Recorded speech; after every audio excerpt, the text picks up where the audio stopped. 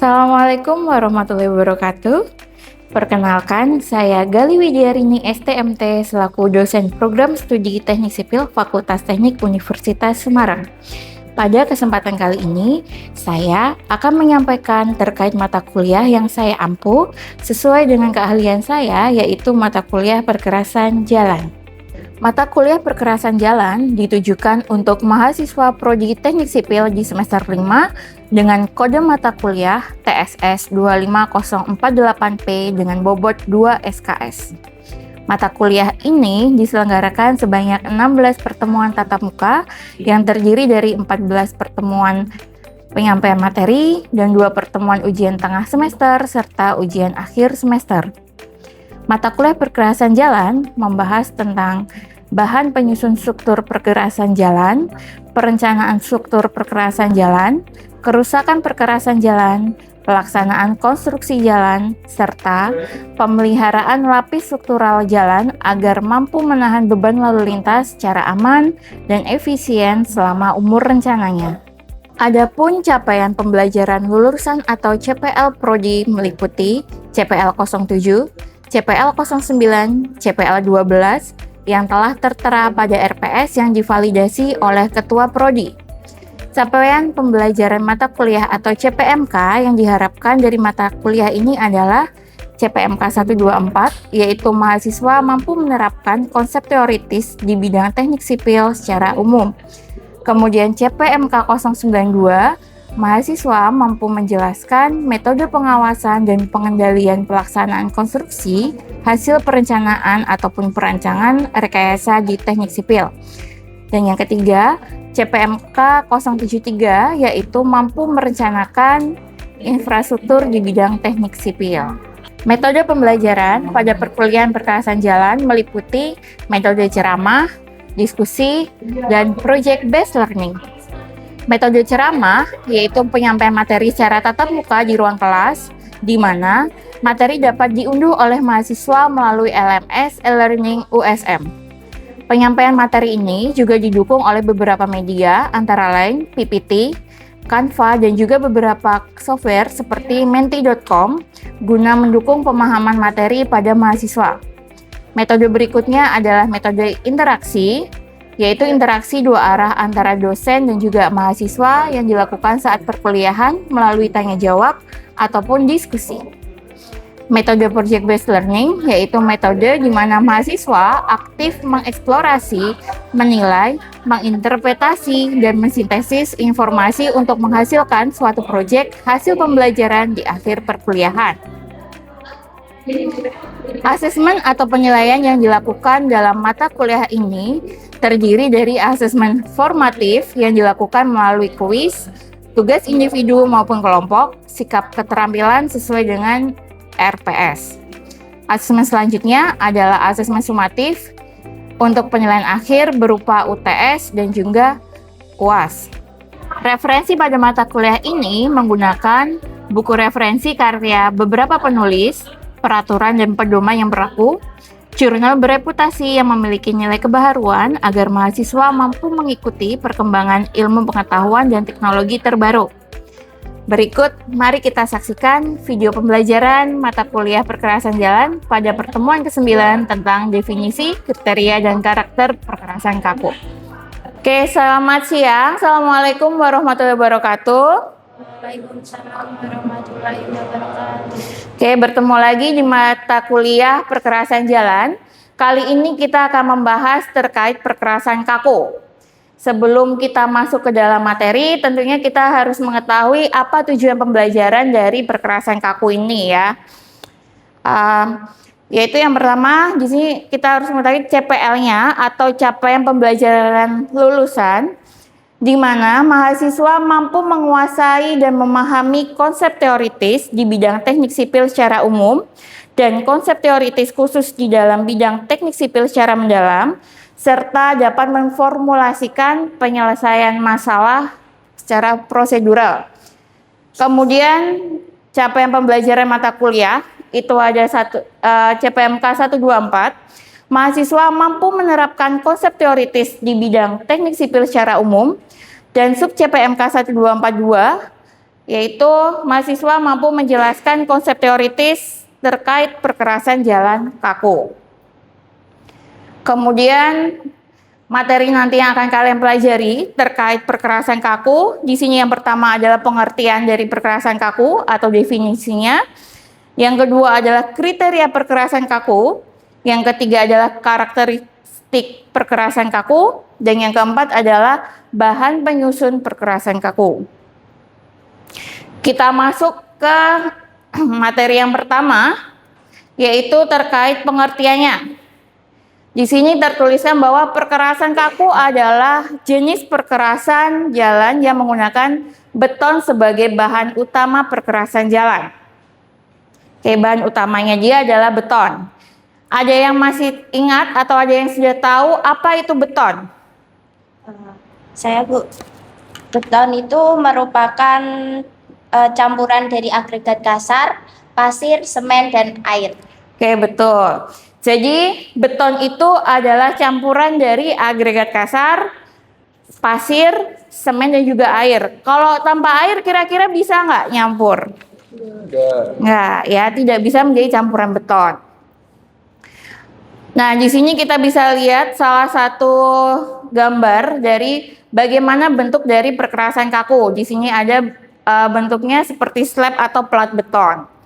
Lalu untuk pemakaian perkerasan kaku kira-kira gimana? Kenapa kita harus menggunakan perkerasan kaku? Yaitu karena perkerasan kaku ini itu cocok untuk jalan yang memiliki kondisi lalu lintas yang tinggi dan juga beban muatan kendaraan yang tinggi. Contohnya adalah jalan yang selalu dilalui oleh truk-truk dengan muatan yang besar.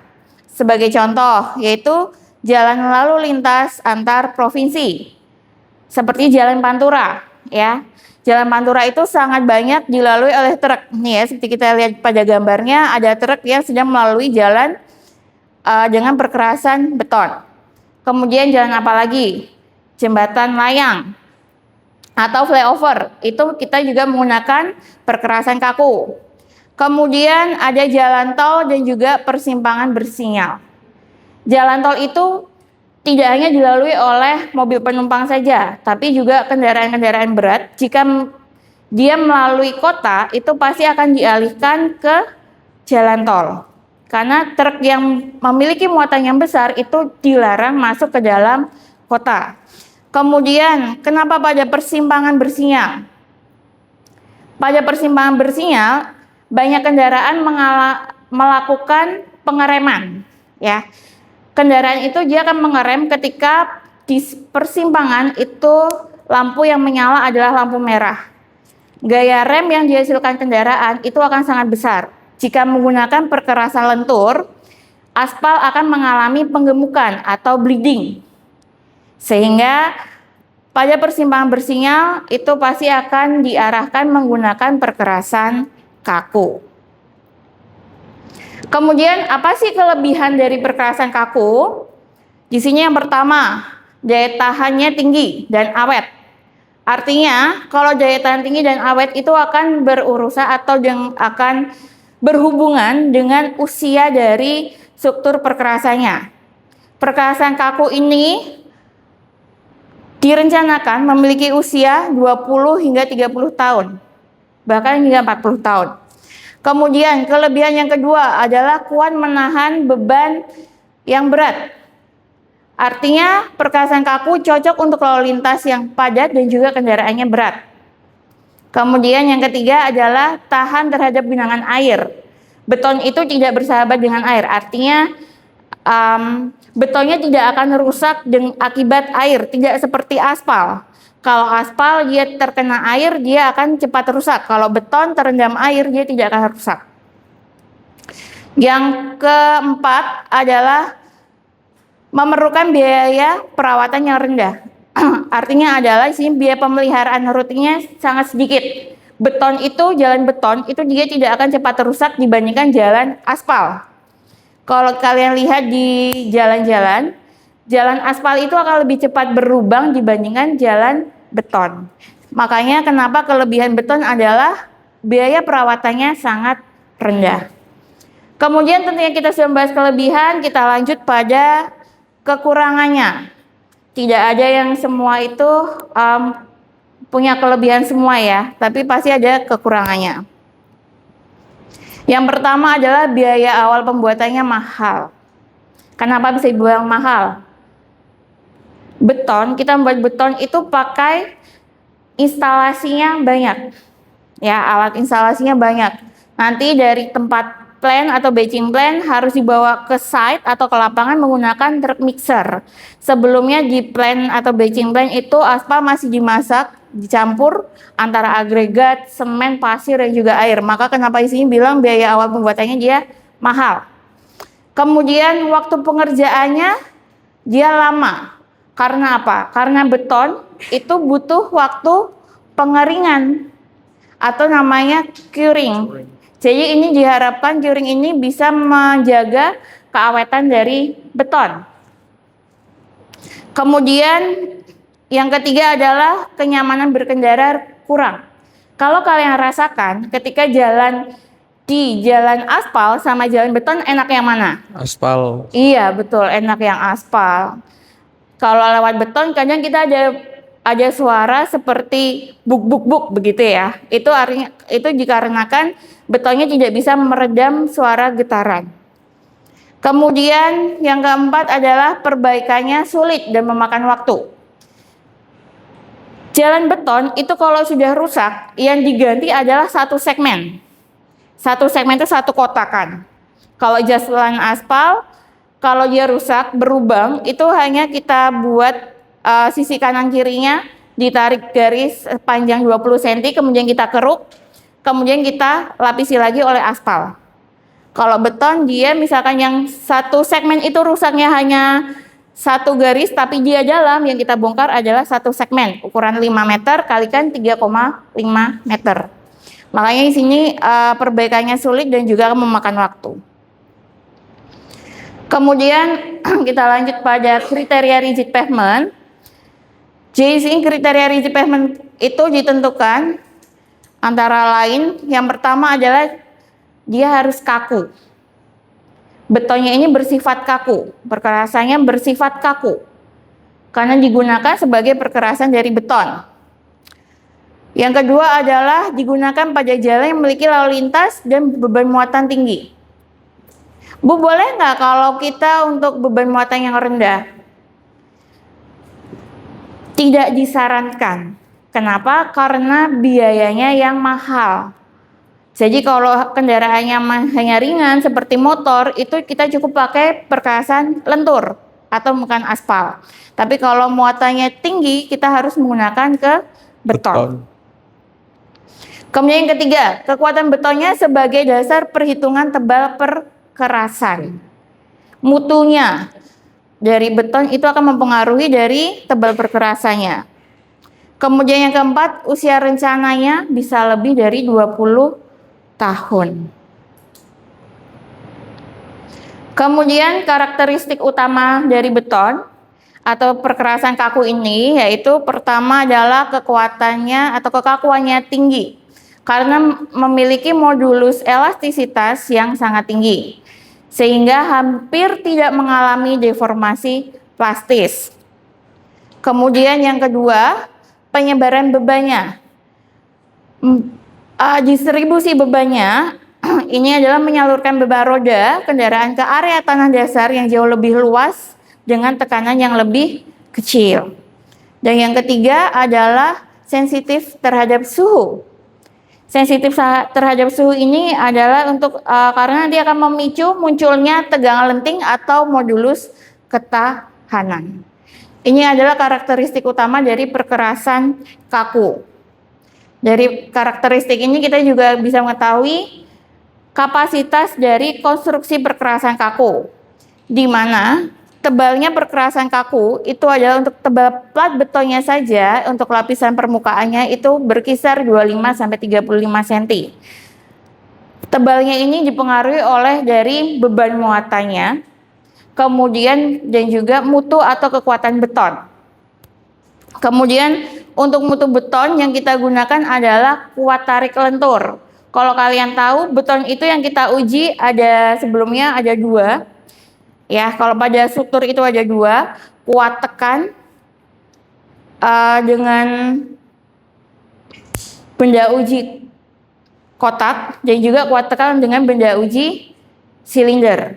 Nah, kalau pada perkerasan kaku, ini adalah yang dihitung adalah kuat tariknya, kuat tarik lentur, di mana Fs-nya biasanya adalah 45 kg per cm persegi. Itu benda ujinya adalah balok.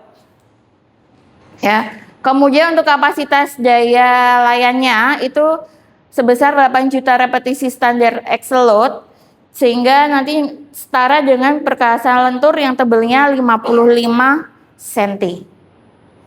Jadi kita pakai plat beton itu hanya cukup 25 sampai 35 cm dengan repetisi bebannya adalah 8 juta repetisi standar axle load. Sedangkan untuk perkerasan itu lentur dia adalah 55 cm.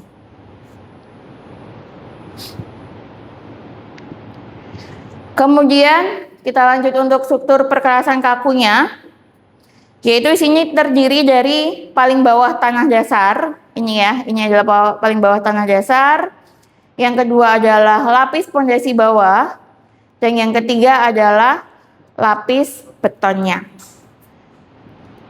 Di sini kita bisa lihat betonnya ini adalah bentuknya per segmen yang saya bilang tadi, memanjangnya 5, yang melebarnya adalah atau melintangnya 3,5. Untuk lebarnya nanti juga tergantung dari jenis jalannya. Berkisar antara 3 sampai 3,5 ya. Kemudian di dalam plat betonnya ini ada yang merencanakan menggunakan tulangan dan juga ada yang merencanakan tidak menggunakan tulangan. Kemudian tentunya di sini juga ada yang menghubungkan antara plat. Kalau secara sambungan memanjang itu namanya tie bar, yang di sini ya itu namanya tie bar. Kalau yang secara melintang itu adalah dowel. Untuk lebih pahamnya kita bahas satu persatu dari bagian struktur perkerasan kaku. Dari yang paling bawah yaitu tanah dasar. Ini gambarnya sudah kelihatan ya, tanah dasar. Di sini yang kita gunakan kekuatan tanah dasarnya adalah nilai CBR. Kalau biasanya kalian menggunakan kekuatan sondir, kita untuk jalan itu menggunakan CBR. CBR-nya bisa dilakukan secara di lapangan atau juga bisa di laboratorium. Kemudian untuk nilai CBR efektifnya itu adalah 5%. Biasanya nilai CBR itu untuk tanah dasar bernilai antara 4 sampai 6%. Sedangkan untuk yang efektif dia adalah 5%. Kemudian apabila tanah dasar memiliki nilai CBR kurang dari 2%, maka harus dipasang pondasi bawah yang terbuat dari beton kurus dengan tebalnya 15 cm. Nah, di sini ada fungsi dari tanah dasar sebagai lapisan paling bawah di perkerasan kaku.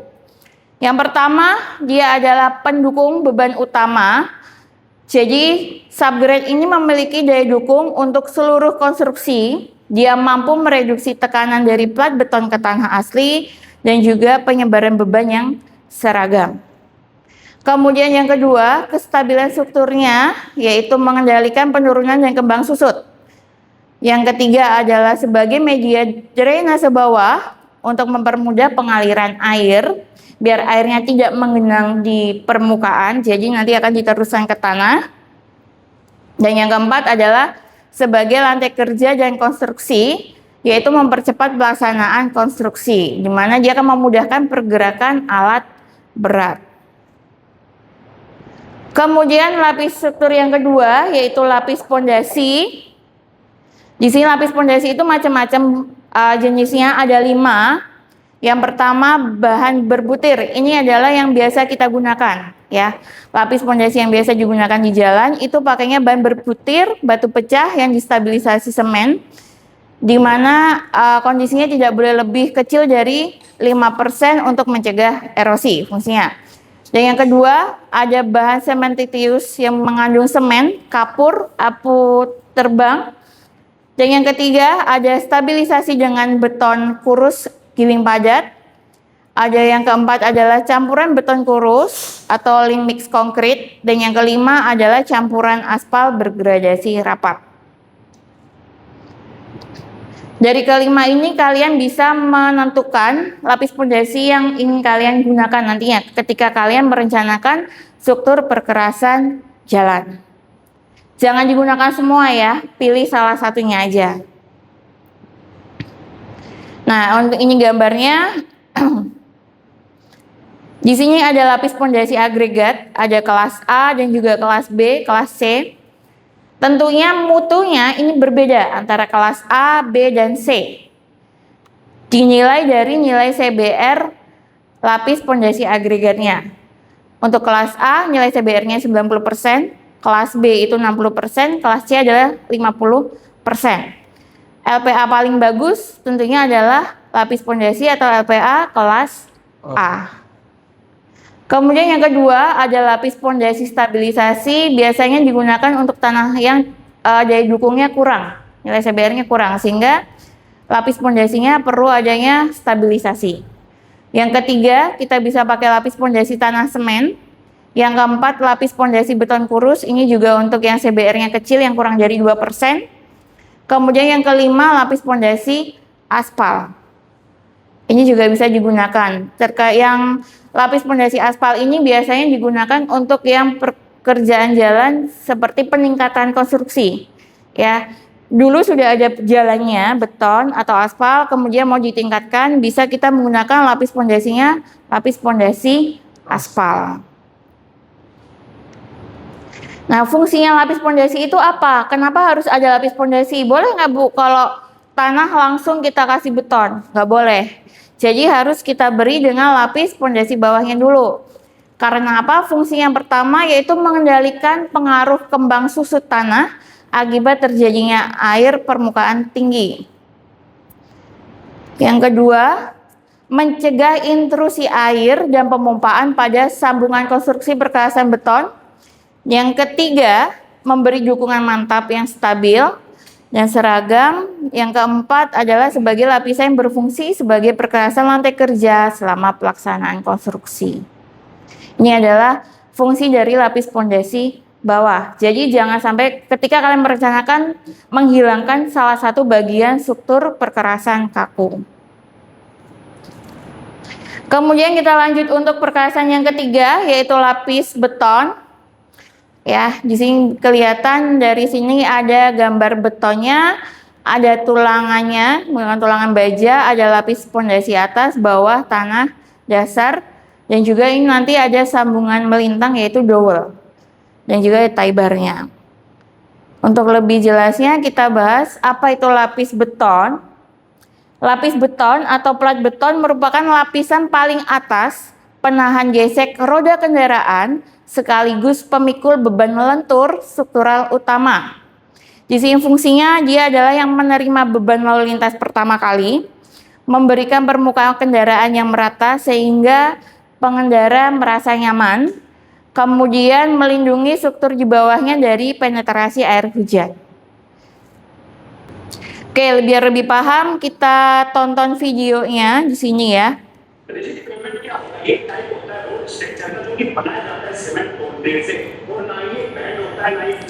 Ya, ini ada penjelasan terkait rigid pavement, ada concrete surface-nya.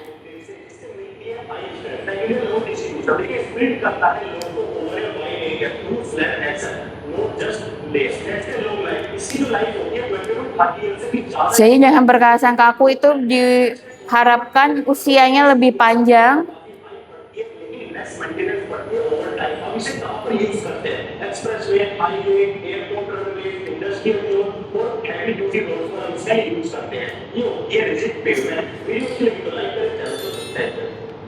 Oke, itu tadi penjelasan mengenai materi perkerasan kaku. Sampai sini ada yang mau ditanyakan? Oke, silahkan Mbak. Saya ingin bertanya, kalau misal dari perkerasan kaku sama perkerasan lentur itu tuh jauh lebih baik digunakannya tuh untuk yang mana? Oke, antara perkerasan lentur dan juga perkerasan kaku baik yang mana? sebetulnya penggunaannya itu disesuaikan dengan beban muatan dari perencanaan. Kalau untuk lalu lintas yang rendah dengan muatan yang rendah itu lebih cocoknya di perkerasan lentur. Kalau untuk beban muatan yang tinggi dan juga lintasnya tinggi, kita lebih baik menggunakan perkerasan kaku. Gitu. Ada lagi yang mau ditanyakan? Oke, kalau tidak ada, kita lanjut ke kuis ya. Oke, silakan kalian buka HP, scan barcode. Di sini bisa kalian jawab, sebutkan lapisan dari perkerasan kaku yang sudah saudara ketahui. Silakan scan barcode-nya.